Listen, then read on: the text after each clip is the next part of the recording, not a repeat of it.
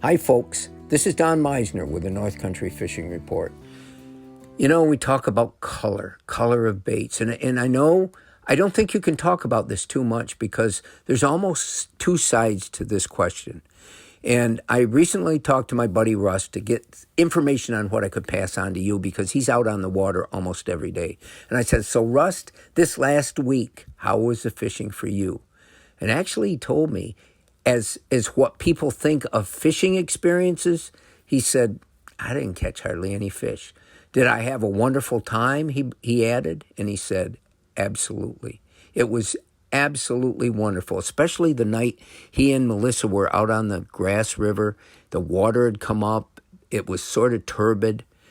They didn't see or catch a muskie, and yet he said it was wonderful. It was so soothing to be out there. And that's part of the whole thing I try to convey about fishing. But then he told me about his buddy Scott. Scott is a high-level colonel on Fort Drum. In fact, he spent most of the last few years in Afghanistan as the number one assistant to the general in charge of the whole country's military affairs there for us. And Scott had called him, wanted to come up fishing here next week, but he didn't want to come up without calling Rust and saying, is it okay? And Rust wasn't able to go fishing with him, but he said, of course it's okay. But then he said the whole time Scott was out on the water, he was texting Russ, letting him know how it was going. And on that day, he caught 6 muskies. That's absolutely incredible. That's a lifetime experience for most muskie fishermen. But I said to Russ, I said, so what was he using to catch these? And Russ said, oh, he has some kind of paddle lure, paddle-tailed soft plastic he found in Walmart, and it's white. And it seems to be all that he uses now, and he's catching all these fish. And yet Russ says when Melissa goes out, she only uses this chartreuse-colored horny-toed frog thing, and she catches tons of fish. And Russ only uses his favorite bright pink paddle tail, and he catches lots of fish. So what does it tell us? And what Russ thinks it tells us is that color doesn't play that big a role with these fish. Whatever you have the confidence in and the lure that seems to work good for you, you tend to keep using it. You use it really well because you get really familiar with what makes the fish strike. And it's your color. It's what you believe in, and it works. And so for someone else, it might be another color, and it works. And I don't want to tell you that color doesn't matter, because I still believe it could matter incredibly. And they have preferences that change during the day. But right now we're talking about muskie fishing. And maybe it doesn't matter so much for them. I think to back when I was a kid, and I spent every day of my life on the Genesee River because our home was right on the banks of the river. And my mom and dad really gave me that freedom to experience this. They knew I loved it. And so I didn't think about all these things we're talking about. I didn't sit there at night thinking, okay, what color is going to work? What bait should I use? I just went out and did it.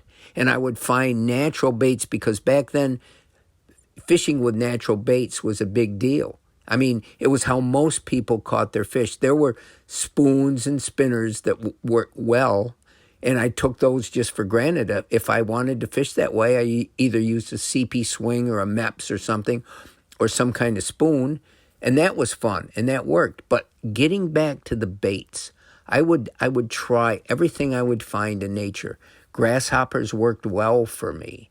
I knew that frogs worked really well, especially for smallmouth bass in the river. The river held both trout and smallmouth bass. In the spring, the smallmouth didn't seem to be there, but in the summer, they came from wherever. I don't know, but there were a lot of bass in the river too.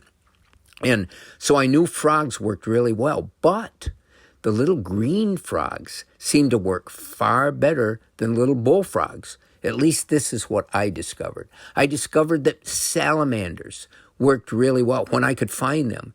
And the orange ones seemed to work much better than the other colors. Now, was that because the fish liked the color, or were the orange ones a different brand of salamander that tasted better? I don't know. With crayfish, I knew that the light beige, the real light colors, usually indicated that they were soft. the shell on the crayfish was soft, and we didn't call them crayfish, we called them crabs. But anyway, the crayfish, that color seemed to work far, far better than the black ones didn't work well at all, because I think the fish knew that they were hard as rocks. I don't know. So again, the color indicated a taste, I think. And then I think to angleworms and night crawlers. And I always found that the very pale tan, whatever color you want to give it, earthworms that I could dig up in certain types of soil, I call them white worms. They weren't white, but they were pale. The fish seemed to love them more than they did the little red worms that were like little miniature night crawlers. Sure, they all worked, but those pale colored worms seemed to work so much better. And even with frogs and pollywogs, I discovered that the bass didn't seem to like the pollywogs. I thought they'd love them. They're baby frogs. They hadn't got their legs and everything yet, but they preferred the frogs. And then hellgrammites. If I found hellgrammites, oh my gosh, both the trout and the bass loved hellgrammites. Both the trout and the bass would hit grasshoppers. There were certain foods that appealed to both of them, but then the bass preferred some of the things that the trout wouldn't hit. And it's interesting, and I thought about colors when Russ told me this, and I thought about how colors really do relate or not relate to our fishing. And I think if you look at it in the color that sort of becomes like the natural food, maybe that makes the most sense. And maybe none of this makes sense. Maybe we try to make it too technical, too scientific, and maybe let's just go with the magic and the changes that make one part of life a little different than others. And fish one day might love hot pink, and another day they might not even look at it. Until next time, folks, this is Don Meisner with the North Country Fishing Report.